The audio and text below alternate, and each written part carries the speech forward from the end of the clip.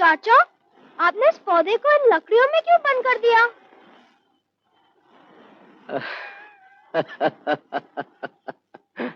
बंद नहीं किया है बेटे, ये लकड़ियां इस पौधे की हिफाजत के लिए लगाई हैं। जब तक ये एक बड़ा दरख्त नहीं बन जाता, तब तक इसकी देखभाल, इसकी रक्षा करनी पड़ेगी।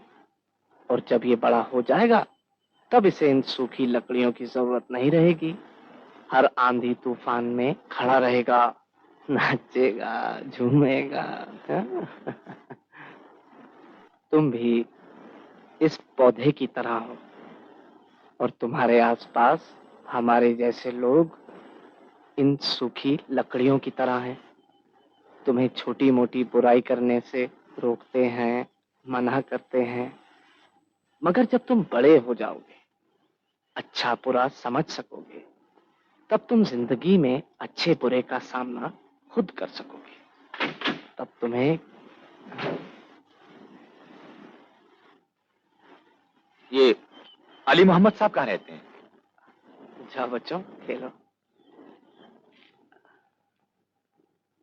मैं ही अली मोहम्मद। आदाब। फरमाइए। मेरा नाम रंजीत वर्मा है, एडवोकेट। मैं अपने क्लाइंट वेलजी भाई की तरफ से आया हूं। वो आपकी इस जमीन को खरीदने में इंटरेस्टेड हैं। अच्छा भाव दे सकते हैं आपको। लेकिन मैं इस जमीन को बेचना नहीं चाहता। तो फिर इतनी बड़ी जमीन के बारे में आपने क्या सोचा? मैं यहाँ बच्चों के खेलने के लिए बागीचा बनाना चाहता हूँ, चिल्ड्रंस पार्क। मगर इतनी बड़ी जमीन को पार्क के लिए खरीदेगा कौन? मैं जानता हूँ, लोग इसे पैसा बनाने के लिए खरीदना चाहेंगे, बागीचा नहीं।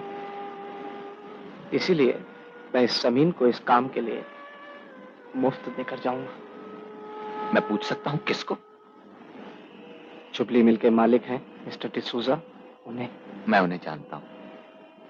वो इस जमीन में हाथ नहीं डालेंगे, इसलिए कि वेलजी भाई जहां हाथ डालते हैं वहां से दूसरे अपना हाथ बचा लेते हैं। आपकी बातों से मुझे कुछ ऐसा लग रहा है कि ये जमीन आप मुझसे जबरदस्ती खरीदना चाहते हैं। मैं नहीं, मेरे क्लाइंट वेलजी भाई। देखिए, मैं आपको एक प्रोफेशनल राय देना चाहता हूं कि आप इस जमीन को उन्हें अच्छे वाजिब भाव में बेच दीजिए, इसलिए कि आप उन्हें नहीं जानते, मैं उन्हें जानता हूं।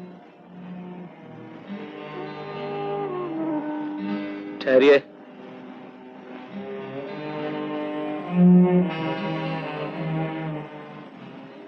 मैं उन्हें नहीं जानता, लेकिन मैं अपने आप को जानता हूं। मेरा ये रूप, मेरी ये शक्ल, मेरी ये औकात आज नहीं तो कल इस मिट्टी में मिल जाएगी। क्या वो इस मिट्टी को डरा सकते हैं?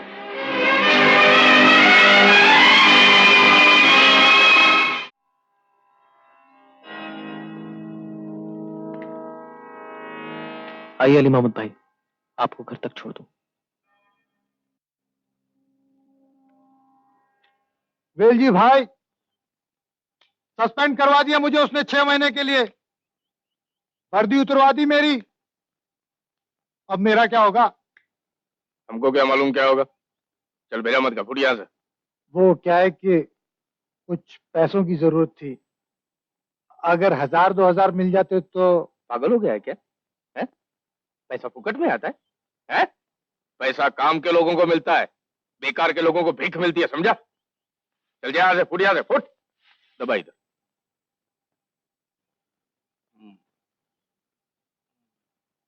ऊपर ले थोड़ा, ऊपर ले। वेलजी भाई, वेलजी भाई, ये सोडा वाटर कंपनी का एग्रीमेंट है, इस पर साइन कर दो।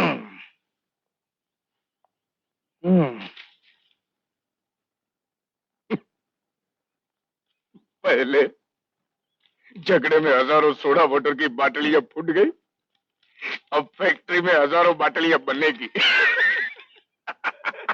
इसको कहते हैं किस्मत है।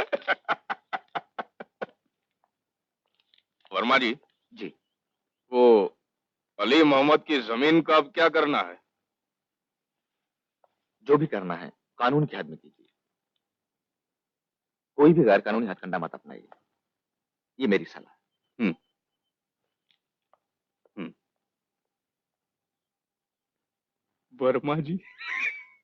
वर्मा जी का भी जवाब नहीं।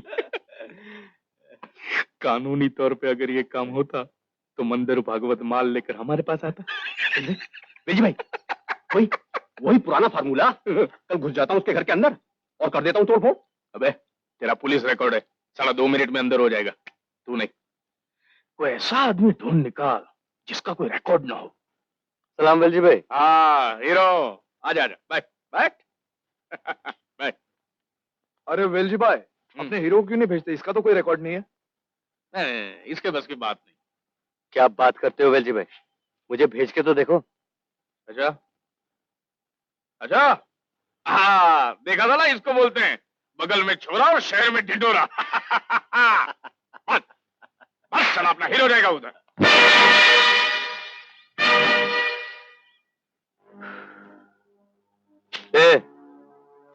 अगर 24 घंटे में तुमने ये जगह खाली नहीं की तो मैं तुम्हारा सारा सामान बाहर फेंक दूंगा, समझे? और इसे झूठी धमकी मत समझना, मैं कल फिर आऊंगा। हाँ?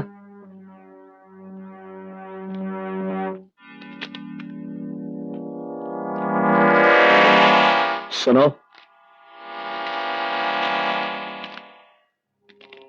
बेटा, अगर तुम ये काम पैसों के लिए कर रहे हो तो जानते हो कि गलत और नाजायज काम की कमाई को क्या कहते हैं? हराम की कमाई। और अगर किसी डर की वजह से कर रहे हो तो लानत है तुम्हारी जवानी पर।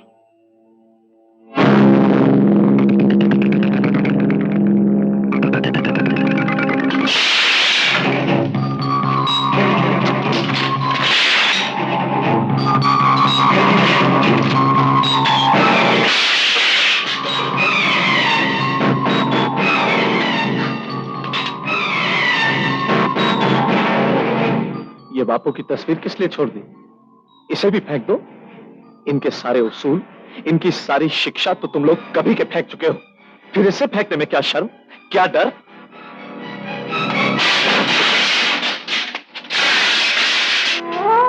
आज मैं एक बात जान गया हूं और ये बात तुम भी जान लो।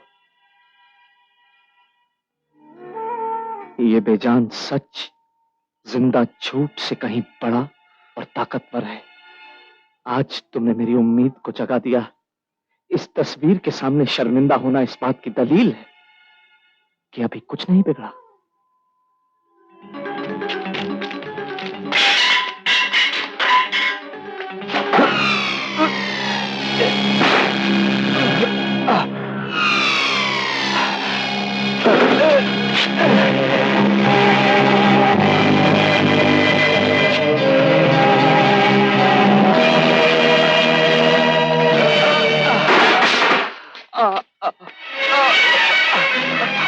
क्या हुआ? अरे जाओ, पानी लाओ जल्दी। क्या हुआ भाई? जल्दी लाओ। क्या हुआ? वर्मा जी। जी वेलजी भाई। एक बात बताइए, वो बूढ़ा अली मोहम्मद, उसकी जमीन की पोजीशन क्या होगी अगर वो मर जाए? मेरा मतलब वो नहीं जो तुम समझ रहे हो। मेरा मतलब है 60-65 बरस का तो हो गया होगा है?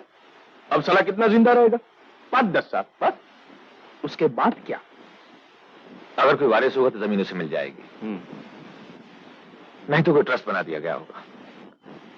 अगर ये दोनों बातें नहीं होंगी तो जमीन सरकार के पास चली जाएगी। इसका मतलब है इन तीनों जगह से जमीन हासिल करना आसान काम। 5-6 साल अगर उसकी मौत का इंतजार करना पड़ा तो हमारी इज्जत तो मार्केट में 2 पैसे की हो जाएगी। 2 पैसे। हेलो अजय। हाँ, एक मिनट। वेलजी भाई, आपका फोन। कौन है? मंदार भागवत। तुझसे बोला नहीं जाता कि नहीं है?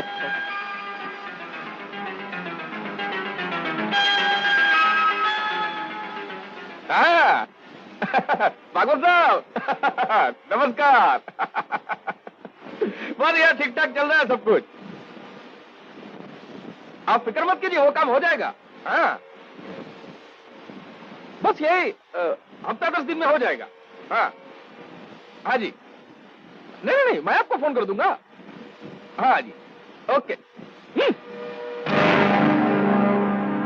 अरे वो साला वो हीरो किधर है? बहुत बड़ी बड़ी बातें करके गया था। मेरे को बोलो वेलजी भाई, मेरे को बोलो, किधर है वो?